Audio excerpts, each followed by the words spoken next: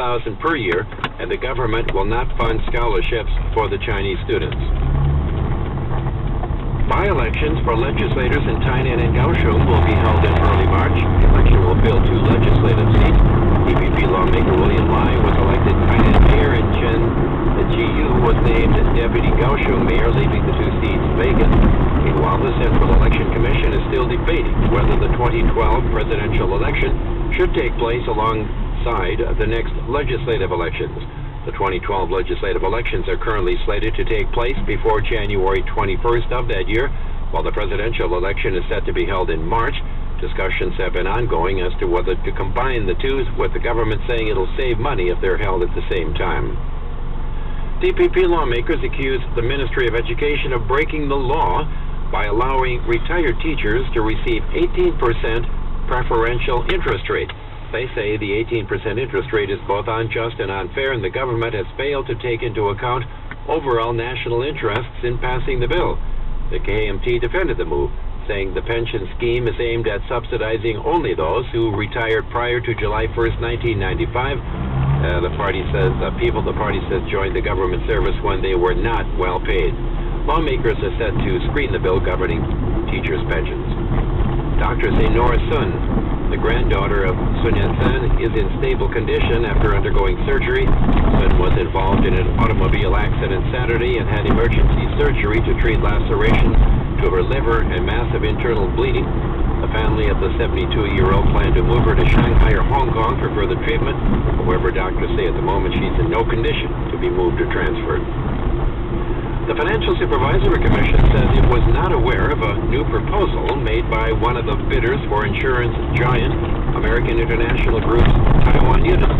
The FSC Deputy Director, Wu Chong-chuan, said the first he heard of the bid was from the newspapers, whose statement came after the Economic Daily News reported that a consortium, as proposed, it shared the management of Nanshan Life Insurance with AIG. The consortium consists of Primus Financial Holdings, Taiwan Seacom, and Goldson Development and Construction. Neither AIG nor Nanshan have commented on the report, citing confidentiality agreements. On CRT News Time now is 7:37. The governor of Pakistan's Punjab province, who was a senior member of the ruling Pakistan People's Party, has been shot dead by one of his own guards. The guard was angry about Salman Taseer's opposition to blasphemy laws carrying the death sentence for insulting the Muslim faith. Analysts say Pakistan could be on the brink of a political crisis, but U.S. State Department spokesman P.J. Crowley tried to downplay suggestion that the instability would be a distraction for the U.S.-aligned government.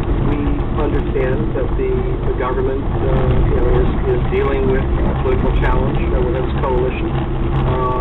We're watching it closely, but meanwhile we're focused on our long-term partnership with them. The U.S. official assigned to combat corruption in the multi-billion-dollar effort to rebuild Afghanistan today announced the firing of 2 top deputies and pledged to focus on financial fraud and waste. The move comes a few months after key members of Congress urged President Obama to dismiss Arnold Fields, the Special Inspector General for Afghanistan Reconstruction. Fields' office was said to have failed to aggressively oversee the $56 billion the U.S. has committed since 2002 to improving schools, roads, electricity, and medical facilities in Afghanistan. Republicans are poised to take control of the U.S. House of Representatives tomorrow after sweeping into power in November's midterm elections. They hope to repeal President Obama's landmark health care overhaul and make drastic cuts to federal spending.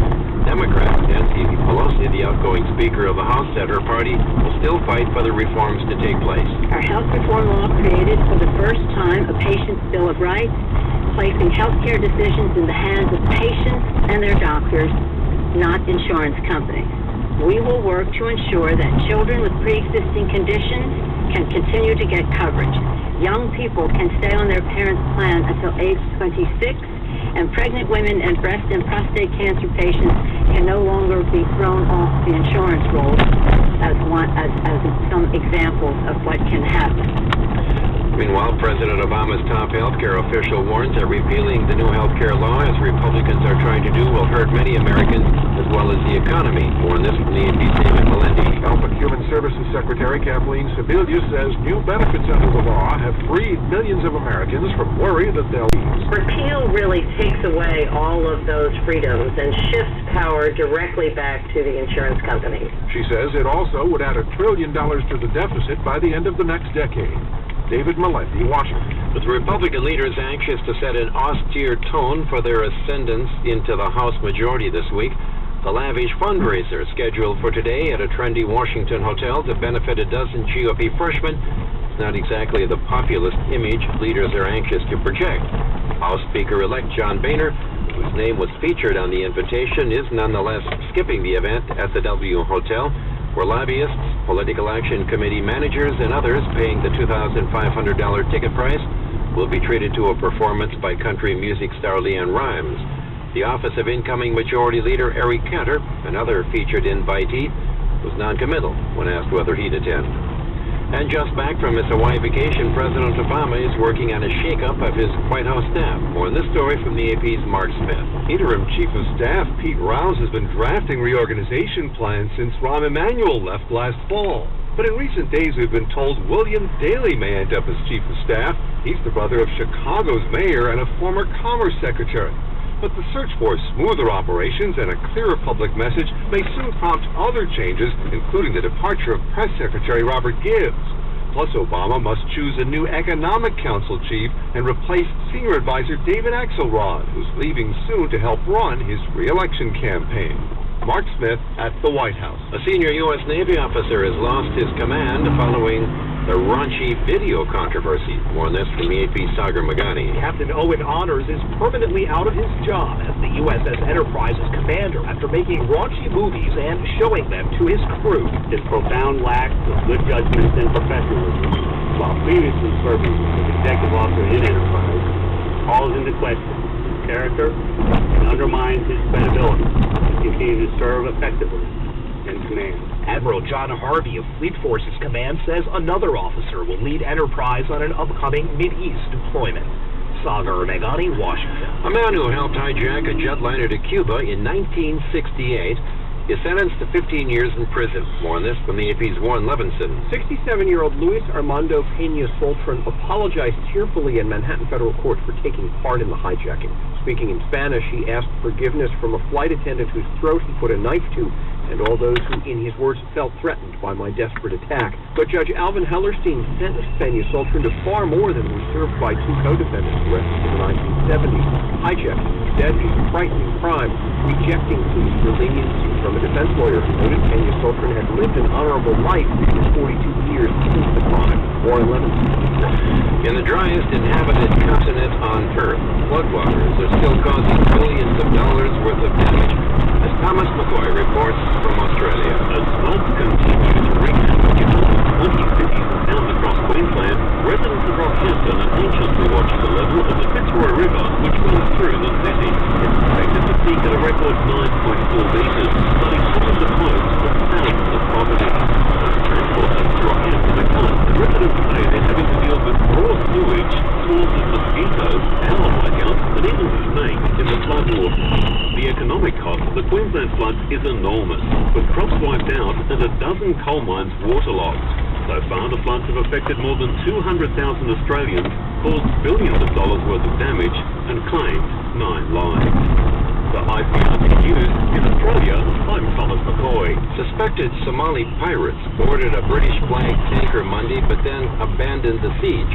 The suspected pirates opened fire from several skiffs and managed to board the merchant vessel CPO China, but the 20-member crew took refuge in a protected room that allowed them to keep control of the ship.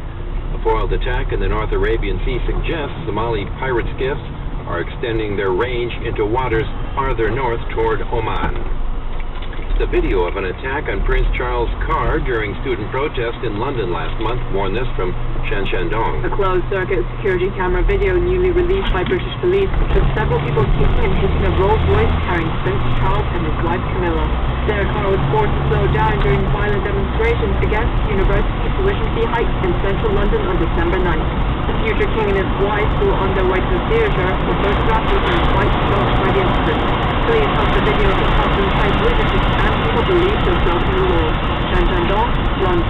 Weather forecasters tell us cloudy skies, rain up north. Cloudy skies, showers in the middle of the island, although mostly clear, they say.